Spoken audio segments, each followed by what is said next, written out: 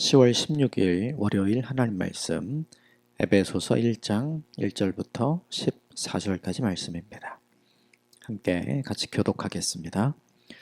하나님의 뜻으로 말미암아 그리스도 예수의 사도된 바울은 에베소에 있는 성도들과 그리스도 예수 안에 있는 신실한 자들에게 편지하노니 하나님 우리 아버지와 주 예수 그리스도로부터 은혜와 평강이 너희에게 있을지어다.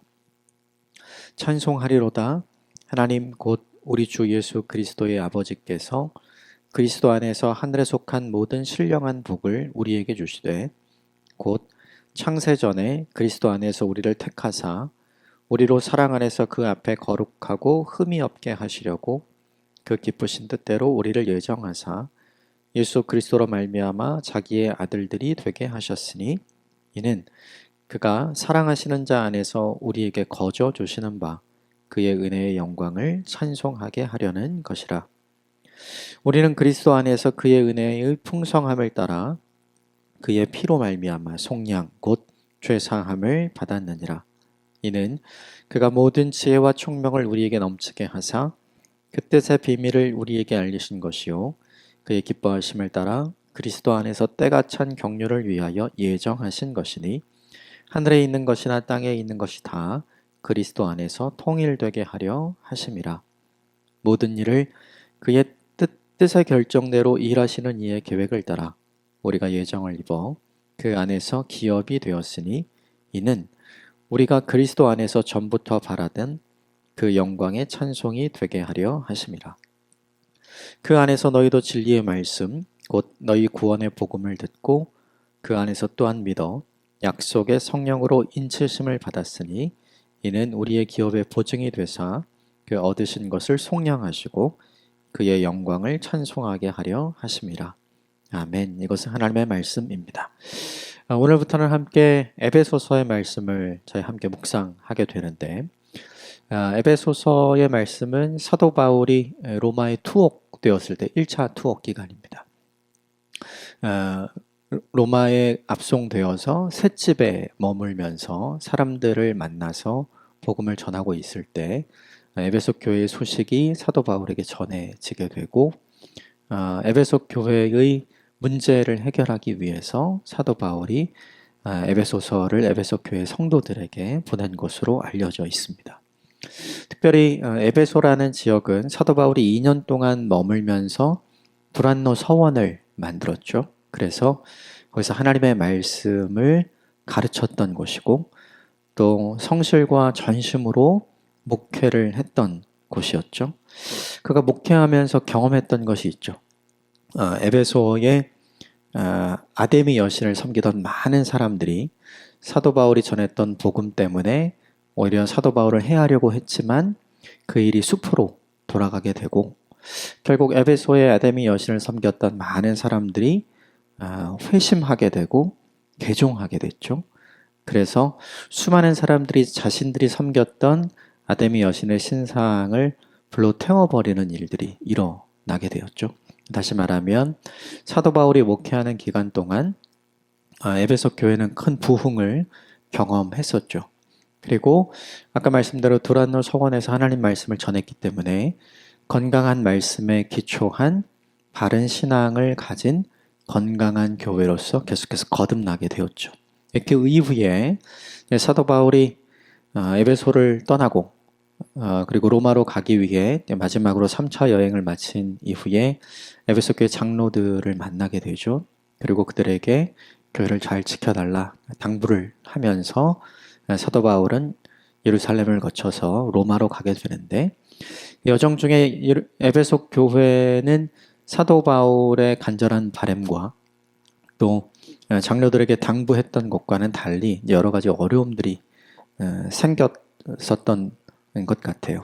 그 중에 가장 중요한 게 에베소 교회를 구성하고 있었던 유대인 그리스도인과 이방인 그리스도인들 사이의 갈등 문제가 표면적으로 표출이 되었고 또 하나는 에베소가 무역의 중심지 그리고 우상숭배의 중심지였기 때문에 이방인으로서의 삶의 모습을 가지고 살다가 회심하고 개종해서 예수 그리스도를 믿게 된 이방인 그리스도인들의 여전히 바뀌지 않는 이전의 삶의 모습, 그것 때문에 교회 안팎으로 어려웠던 여러 가지 일들에 대한 문제들이 에베소 후반부에 등장을 하게 됩니다.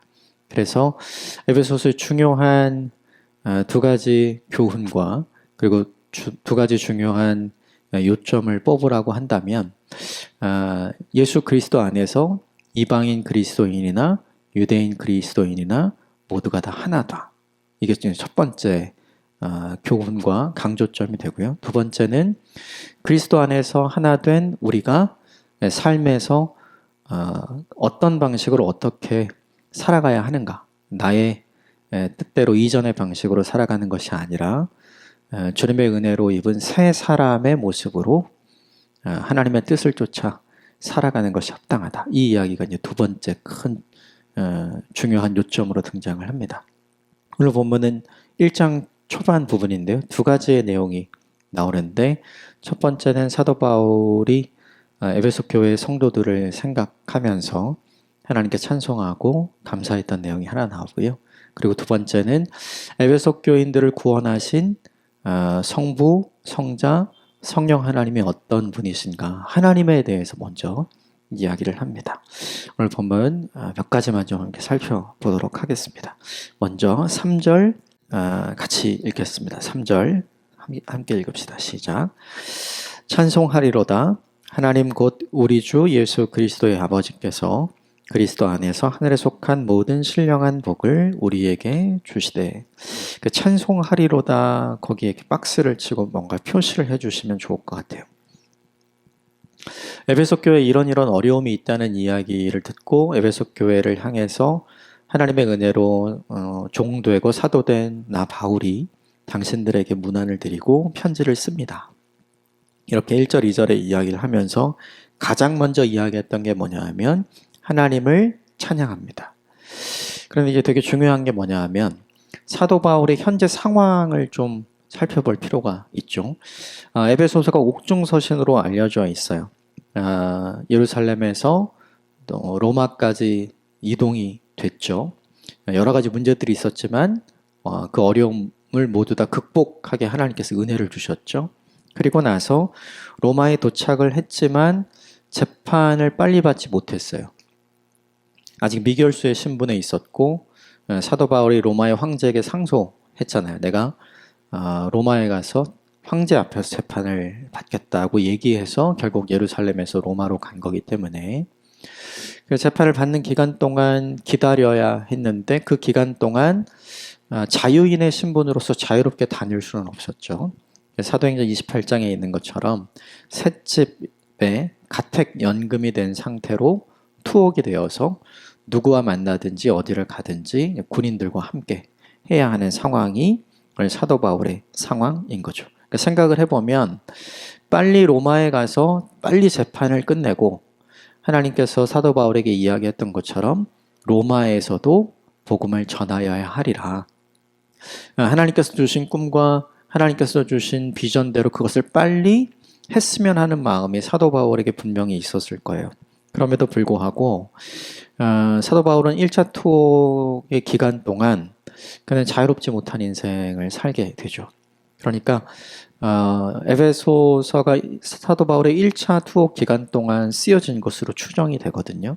그러니까 이 편지를 쓰는 동안 사도 바울은 자신이 원하면 어디를 갈 수 있고 자신이 원하면 누구를 만날 수 있고 자신이 원하면 재판을 받을 수 있고 뭐 이런 상황이 전혀 아닌 거예요. 그러니까 자신의 바램과 계획대로는 전혀 되지 않는 상황 속에 있었던 거죠. 그런데 그런 상황 속에서 사도 바울이 제일 먼저 한 것이 무엇이냐면 하나님을 찬송합니다 라고 이야기를 하게 되는 거죠. 로마에는 왔지만 자신의 인생 문제, 이 재판 문제는 해결된 것이 없고 또 자신이 계속해서 자신이 세우고 섬겼던 교회를 둘러볼 수 있는 상황에서는 이런 문제가 생기면 자신이 직접 가서 무언가 도움을 줄 수 있지만 지금은 재판을 기다려야 하는 상황이기 때문에 그럴 수도 없는 상황이고 자기가 가보지 못한 순간에 여러 가지 문제들이 생겼던 교회 소식을 들었기 때문에 사도 바울도 가슴이 아프죠. 그러니까 생각을 해보면 사도 바울이 하나님께 감사하고 하나님께 찬송할 수 있는 상황과 환경인가? 그렇지 않은 거예요. 그럼에도 불구하고 사도 바울이 가장 먼저 한 것은 뭐냐 하면 하나님을 찬송하죠. 근데 이 모습은 사도행전 16장에도 나옵니다. 빌립보에서 자주장사 루디아를 만나서 유럽에 처음 교회를 세우게 되죠. 그런데 그 빌립보에서 귀신에 들려서 고통받고 있던 여종을 고쳐주고 또 그 여종을 사서 점을 치는 데 사용해서 돈을 벌던 사람들, 그 사람들로부터 이 여종을 자유롭게 만들어 주잖아요. 그런데 그 일 때문에 오히려 이 주인들에게 고소당하고 그리고 잡혀서 매맞고 그리고 지하 감옥에 투옥되는 일이 있었잖아요. 바울과 실라 두 사람이 그랬죠. 근데 그때에도 바울과 실라가 함께 무엇을 했냐면 함께 기도하고 함께 찬송하는 모습을 사도행전 16장이 우리에게 보여주죠. 그러니까 이 모습이 이제 우리에게 어떤 교훈을 주냐 하면 사도 바울은 환경의 영향을 받는 사람이기보다는 그 상황과 환경의 주인 되시고 그 상황과 환경을 이끌어 가시는 하나님께 더 큰 영향을 받는 사람이었던 거죠. 그래서 감옥임에도 불구하고 찬송과 기도를 했던 것처럼 오늘 본문의 순간에도 로마의 감옥에 있음에도 불구하고 그는 에베소 교회 성도들을 생각하면서 하나님을 찬송할 수 있는 사람이 될 수 있었던 거죠. 이 모습에서 두 가지를 우리에게 적용해 볼 수 있는 것 같아요. 첫 번째는 뭐냐 하면 나는 상황과 환경에 영향을 받는 사람인가? 아니면 나는 오히려 하나님께 더 큰 영향을 받는 사람인가? 나는 상황과 환경에 따라서 감사가 원망으로 바뀌기도 하고 찬송이 불평으로 바뀌기도 하는 사람인가? 아니면 상황과 환경에 상관없이 하나님을 신뢰하고 그 하나님께 찬송과 감사의 기도를 올려드릴 수 있는 사람인가? 사도 바울과 같은 모습이 저와 여러분에게 있게 되기를 바랍니다. 우리는 상황과 환경의 영향을 참 많이 받게 되는 것 같아요. 저 역시도 마찬가지 자유로울 수 없는 것 같아요. 그래서 오늘 본문의 사도 바울의 모습이 너무나도 부럽기도 하고 제 모습을 보면 너무나도 부끄럽기도 하고 그래요. 두 번째 적용할 것은 뭐냐면 사도 바울은 시간이 지나도 변함이 없는 사람. 사도행전 16장에 나왔던 시점과 지금 오늘 본문 에베소서 1장에 나오는 이 시점은 시간상으로 굉장히 오랜 시간이 흘렀거든요. 그럼에도 불구하고 사도 바울의 모습은 동일하죠. 시간이 지나도 변질되지 않는 사람. 오히려 시간이 지나면 지날수록 더 변화하는 사람. 시간이 지나면 지날수록 더 변함없는 하나님의 성품과 하나님의 모습을 닮아가는 사람이 누구냐 하면 오늘 본문의 사도 바울인 거죠. 이것을 우리에게 좀 적용해 볼 필요가 있는 것 같아요. 상황과 환경에 영향을 받는 사람이 되기보다는 하나님께 영향을 받는 하나님의 사람이 되시기를 주님의 이름으로 축복합니다. 또 하나, 시간이 지나면서 점점 나빠지는 사람이 있죠. 대부분 상황이 나빠지면 상태가 나빠지잖아요. 그럼에도 불구하고 시간이 지났음에도 불구하고 변함없이 한결같이 하나님을 예배하고 하나님을 찬송하고 하나님께 감사하고 하나님께 기도할 수 있는 하나님의 사람으로서의 모습을 오늘 사도 바울이 보여주죠. 이 변함없는 한결같은 모습이 저와 여러분의 모습이 되기를 주님의 이름으로 축복합니다. 그 이후에 3절 하반절부터 5절까지가 하나님은 어떤 분이신가에 대한 이야기를 하고요. 7절부터 12절까지가 예수님은 어떤 분이신가 이야기를 하고 그리고 13절과 14절이 성령님이 어떤 분이신가 이걸 이야기를 합니다. 먼저 3절부터 5절까지 다시 한번 읽어보겠습니다. 3절부터 5절 시작. 찬송하리로다 하나님 곧 우리 주 예수 그리스도의 아버지께서 그리스도 안에서 하늘에 속한 모든 신령한 복을 우리에게 주시되 곧 창세전에 그리스도 안에서 우리를 택하사 우리로 사랑 안에서 그 앞에 거룩하고 흠이 없게 하시려고 그 기쁘신 뜻대로 우리를 예정하사 예수 그리스도로 말미암아 자기의 아들들이 되게 하셨으니 이는 그가 사랑하시는 자 안에서 우리에게 거저 주시는 바 그의 은혜의 영광을 찬송하게 하려는 것이라. 하나님을 어떻게 표현하냐면 세 가지로 표현을 합니다. 하늘의 신령한 복을 우리에게 주시는 하나님. 그리고 우리를 창세 전부터 미리 계획하시고 미리 예정하셔서 우리를 택하신 하나님. 그리고 우리를 그냥 택하신 것이 아니라 우리를 택하셔서 하나님의 기쁨이 되도록 하나님의 자녀로 삼아주신 하나님. 이 본문이 우리에게 보여주는 하나님이 어떤 분이신가라는 이야기를 들려주는 내용이죠. 생각을 해보면 사람들이 다 갖고 싶어 하는 복은 하늘의 복이 아니라 땅의 복이죠. 그렇죠? 하나님의 사람을 선택하신다면 오늘 본문에 있는 것처럼 거룩하게 하고 흠이 없게 할 목적을 가지고 선택을 하면 거룩하지 않고 흠이 많은 사람을 선택했다는 뜻이잖아요. 내가 하나님이라면 누구를 선택하겠는가? 오늘 하나님의 선택과는 다른 선택을 하게 되죠. 또 하나는 뭐냐면 우리가 에베소서에서 계속 이제 등장을 하지만 우리가 본질상 진노의 자녀이고 우리가 죽을 수밖에 없었던 죄인들이었는데 죄인은 심판하면 되잖아요. 그런데 그 죄인을 하나님의 자녀 삼으시기 위해서 하나님의 큰 사랑을 베풀어 주신 분이 누구냐면 오늘 본문에 등장하는 하나님이라는 거죠. 그런데 이 하나님이 이 세 가지 선택을 하신 이유와 목적이 나와요. 6절 하반절에 보면 이런 말씀이 있습니다. 그의 은혜의 영광을 찬송하게 하려는 것이다. 하나님께서 우리에게 큰 하늘의 복을 주시고 또 우리를 선택하시고 우리를 자녀 삼아 주신 것은 목적이 있는 것이다. 근데 이 패턴을 예수님에 대해서도 이야기하고 그리고 이후에 성령님에 대해서도 이야기를 합니다. 다시 말하면 하나님도 그리고 성자 예수님도 그리고 성령 하나님도 다 목적과 계획이 있어서 의도가 있어서 우리 모두를 선택하신 것이다 라는 사실을 말하기 위해서 이 이야기를 시작하는 거예요. 7절부터 12절까지의 가장 중요한 건 뭐냐면 7절 말씀인데 7절 같이 좀 보겠습니다. 7절 같이 읽읍시다. 시작. 우리는 그리스도 안에서 그의 은혜의 풍성함을 따라 그의 피로 말미암아 속량 곧 죄사함을 받았느니라. 이게 예수 그리스도가 어떤 분인가를 알려주는 거죠. 우리의 죄를 속량하시기 위해서 그의 피를 아낌없이 내어주신 분. 그분이 누구냐 하면 오늘 본문에 등장하는 예수 그리스도이신 거죠. 오늘 본문에 등장하는 이 속량이라는 개념이 대속이라는 개념인데 이것은 무엇이냐면 값을 지불하고 대신 그 사람의 죄, 그 사람의 상태를 자유롭게 만들어주고 없었던 걸로 만들어주고 회복시켜주는 것을 의미하는 거예요. 쉽게 예를 들면 이런 겁니다. 제가 살인죄를 저질러서 제가 재판을 받게 되면 제가 사형을 받게 되겠죠. 그런데 제가 이제 사형 언도를 받을 때 저희 어머니가 이렇게 얘기하는 거죠. 재판장에게 제가 잘못 키웠습니다. 저 아이의 죄가 아니라 저 아이를 잘못 키운 저의 죄입니다. 그러므로 내 아들을 용서해 주시고 내가 그 죄를 대신 받겠습니다. 내가 대신 죽을 테니 내 아들의 죄를 용서해 주십시오라고 이야기를 했다면 재판장은 뭐라고 이야기를 하는 게 맞을까요? 안 된다고 해야죠. 안 된다고.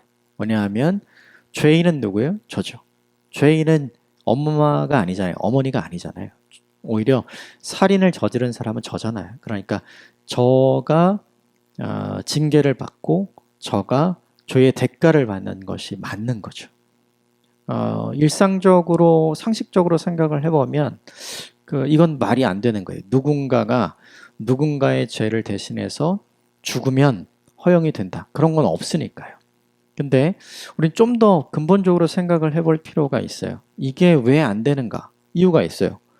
대한민국 형법에 그런 법이 없어서 그래요. 만약에 대한민국 형법에 살인자의 가족 중에 누군가가 대신 죽어도 된다. 그런 법이 만약에 있다고 치면 그 법을 적용하면 그만이죠. 그런데 그런 법이 없기 때문에 우리는 그런 법을 적용하지 않는 거거든요.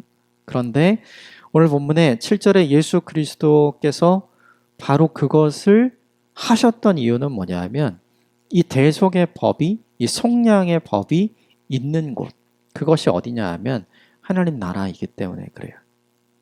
하나님께서 우리를 속량하시기 위해, 하나님께서 우리를 살려내시기 위해, 하나님께서 우리를 건져내시기 위해, 하나님께서 우리를 다시 사랑하시기 위해 하나님께서 이 속량과 대속이라는 법을 하나님 나라에 만드신 것이죠. 그래서 성자 예수님은 하나님께서 부탁하시고 하나님께서 말씀하신 이 속량을 기꺼이 받아들입니다. 십자가를 기꺼이 받아들이는 거죠. 이 십자가를 기꺼이 받아들임으로 결국 예수님께서 우리들에게 하신 일, 그것이 오늘 보면 11절, 12절에 나옵니다. 11절, 12절 같이 읽어보겠습니다. 시작. 모든 일을 그의 뜻의 결정대로 일하시는 이의 계획을 따라 우리가 예정을 입어 그 안에서 기업이 되었으니 이는 우리가 그리스도 안에서 전부터 바라던 그의 영광의 찬송이 되게 하려 하심이라. 예수 그리스도가 우리를 그 안에서 기업이 되게 하셨다. 이렇게 얘기하는 거죠. 예수 그리스도 안에서 이 기업, 상속자, 자녀라는 뜻이거든요. 하나님의 자녀가 되고 하나님 나라를 유업으로 받을 수 있는 상속자가 되게 하셨다는 거예요. 즉 예수 그리스도의 십자가의 대속의 죽음, 오늘 본문의 표현대로라면 속량을 통해서 우리가 죄 사함을 얻음으로 우리가 하나님의 자녀가 될 수 있는 길이 열렸고 하나님 나라를 유업으로 얻을 수 있는 길이 열리게 된 거죠. 이게 예수님께서 우리를 위해 하신 일인 거예요. 그런데 이것도 12절에 보니까 목적이 있죠. 왜 그렇게 했는가? 이유는 간단해요. 우리가 그의 영광의 찬송이 되게 하려 하십니다. 우리가 하나님의 영광의 찬송이 되게 하시기 위해서 이 일을 하셨다. 이렇게 이야기를 한 거죠. 되게 중요한 건 우리가 원하는 것도 아니고 우리가 해달라고 한 것도 아니에요. 그런데 이것을 주님께서 우리를 위해 해 주신 거죠. 그러니까 하나님이 얼마나 크게 우리를 사랑하셨는지가 예수님께서 우리를 위해 얼마나 큰 희생을 치르셨는지에 잘 나타나 있고 예수 그리스도가 동일하게 하나님이 우리를 사랑하시는 것처럼 우리를 사랑하셨기 때문에 이 일을 기꺼이 헌신하시고 이 일을 기꺼이 감당하셨다는 것을 이 본문을 통해 알 수 있죠. 마지막으로 13절과 14절에 보면 성령께서 어떤 일을 하셨는가? 13절과 14절 같이 읽겠습니다. 시작. 그 안에서 너희도 진리의 말씀 곧 너희 구원의 복음을 듣고 그 안에서 또한 믿어 약속의 성령으로 인치심을 받았으니 이는 우리의 기업의 보증이 되사 그 얻으신 것을 속량하시고 그의 영광을 찬송하게 하려 하심이라. 성령님은 어떤 분이신가? 오늘 본문에 너희의 구원의 복음을 듣고 그리고 그것을 믿음으로 하나님의 자녀가 된 그 사람에게 성령께서 하시는 일이 있어요. 그게 뭐냐면 인치심을 받았으니 라고 되어 있죠. 이 인치심이 뭐냐면 쉽게 얘기하면 도장 찍는 건데 예전에 목장에서 이제 가축들을 키울 때 이 가축의 주인이 내 소유임을 알게 하기 위해서 가축에게 자기의 소유임을 알리는 도장을 찍는 것, 그런 걸 의미하는 거예요. 즉 예수 그리스도의 속량함, 이 대속의 십자가의 은혜로 죄인 되었던 우리가 하나님의 자녀가 되었고 하나님의 기업을 물려받을 수 있는 하나님이 사랑하시는 자가 되었음을 누가 보장해 주시고 누가 알려주시는 거냐면 이 성령께서 그것을 알려주신다는 거죠. 근데 되게 이상하죠. 하나님께서 하시는 일, 또 예수님께서 하시는 일, 성령께서 하시는 일, 이걸 왜 갑자기 제일 처음에 이야기를 할까요? 이유는 되게 간단해요. 에베소서가 쓰여진 이유 때문에 그렇습니다. 에베소서가 쓰여진 가장 첫 번째 이유는 에베소 교회 안에 있었던 유대인 크리스천과 이방인 크리스천들의 갈등 때문이었어요. 그런데 뭘 알려주고 싶은 거냐면 에베소 교회 성도들아, 즉 에베소 교회 안에 있는 이방인 크리스천들아, 유대인 크리스천들아, 너희 잘 들어라. 하나님이 너희를 똑같이 하늘의 복을 주시기를 원하고 하나님이 너희 두 종류의 사람에게 똑같이 택하심을 주셨고 하나님의 너희 두 종류의 사람에게 똑같이 자녀를 삼아 주셨다. 이게 하나님께서 하신 일이에요. 두 번째는 뭐냐면 에베소 교회 성도들아, 유대인 크리스천들아, 예수님께서 대속의 속량의 십자가를 너희를 위해서 지셨을 뿐만 아니라 이방인 크리스천들아, 너희를 위해서도 예수님께서 대속의 십자가를 지신 것이다. 그래서 예수 그리스도를 통해서 유대인 그리스도인들아, 너희가 하나님의 자녀가 된 것처럼 이방인 그리스도인들아, 너희도 예수 그리스도를 통해서 하나님의 자녀가 되었다. 이것을 누가 보증하냐 하면 성령께서 보증하시고 성령께서 증거하신다. 유대인 그리스도인들아, 너희가 하나님의 자녀가 된 것을 성령께서 너희 안에 계심으로 성령께서 보증하시는 것처럼 이방인 그리스도인들아, 성령께서 유대인 그리스도인들과 똑같이 너희 안에도 계셔서 너희가 하나님의 자녀임을 보증하시고 인치신다라는 걸 지금 확인시켜주고 싶은 거예요. 그래서 이방인 그리스도인들과 유대인 그리스도인들의 구원 문제에 하나님께서 그리고 예수님께서 성령님께서 어떻게 동일하게 그들을 대하고 계시는가, 그것을 이야기하고 싶어 하는 거죠. 결국 3절부터 5절, 또 7절부터 12절, 13절부터 14절까지 하나님께서 하시는 일, 예수님께서 하시는 일, 성령님께서 하시는 일을 이야기한 다음에 제일 마지막에 그 목적과 이유를 다 똑같이 이야기해요. 뭐냐면 그의 영광을 찬송하게 하려 하심이라. 이방인 그리스도인들아, 유대인 그리스도인들아, 너희가 함께 하나님의 은혜로 예수 그리스도의 십자가의 구속의 은혜로 말미암아 성령의 인치심을 통해 너희가 하나님의 자녀가 된 것을 잊지 말아라. 너희도 이방인 그리스도인들아, 너희도 하나님의 자녀이고 유대인 그리스도인들아, 너희만 하나님의 자녀가 된 것이 아니다. 하나님께서 너희를 자녀 삼아 주신 것은 목적이 있다.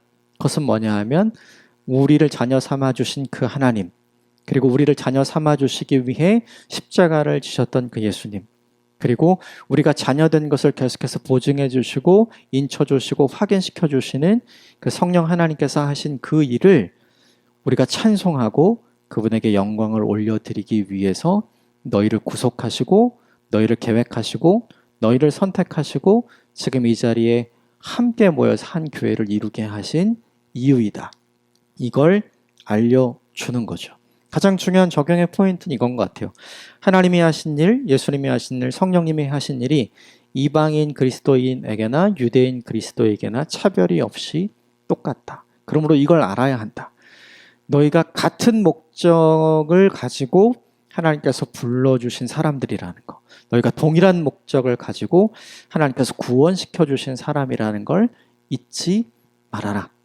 너희가 함께 모여서 해야 할 일은 누가 진짜 그리스도인인가, 누가 진짜 구원받은 사람인가 서로 싸우면서 배타적으로 행동해야 할 것이 아니라 너희를 구원해 내신 하나님께 감사하고 너희를 한자리에 모아주신 하나님께 찬송하고 너희가 함께 한 마음과 한 뜻으로 하나님을 예배하는 그 일에 힘쓰도록 나아가야 하는 것이 너희가 해야 할 근본적인 일이라는 걸 알려주는 거죠.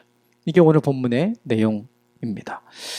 분열되어 있는 사람들에게 우리는 흔히 이렇게 생각해요. 왜 싸우는지, 무엇 때문에 싸우는지 그 이유를 알게 해주고 그 이유를 정확히 알면 그것으로부터 해결책을 찾을 수 있을 거라고 생각을 하잖아요. 그래서 사도 바울이 정확하게 그걸 찾은 거예요. 이방인 그리스도인들과 유대인 그리스도인들 사이에 있었던 다툼과 갈등은 누가 1등 신자냐, 누가 2등 신자냐 이런 거거든요. 그런데 그것이 아니다. 유대인 그리스도인이나 이방인 그리스도인이나 하나님의 한 목적을 가지고 하나 되게 하시기 위해서 같이 부르신 사람들이라는 걸 깨닫게 하는 거죠. 오늘 본문에 두 가지를 함께 나누었어요. 사도 바울이 흔들림이 없는, 변함이 없는 믿음을 가지고 하나님을 찬송하는 사람이었고, 사도 바울은 상황보다, 환경보다 하나님께 더 큰 영향을 받는 사람이었던 것, 그것 담기를 원하는 것 하나와 또 하나는 우리의 부르심입니다. 우리를 구원해 주신 하나님의 의도와 목적이 분명히 있다는 거죠. 그래서 우리가 누구와 함께 있든지 어디에 있든지 우리가 그리스도인으로 부르심을 받았다면 우리가 함께 우리를 건져주시고 우리를 구원해 주신 하나님께 예배하고 하나님 한 분을 높여드리는 인생이 되는 것이 맞다. 어느 누구와도 함께 찬양할 수 있는 사람이 되기를 원하고, 어느 누구와도 함께 말씀을 나눌 수 있는 사람이 되기를 원하고, 어느 누구와도 함께 예배할 수 있는 사람이 되시기를 주님의 이름으로 축복합니다. 함께 기도하겠습니다.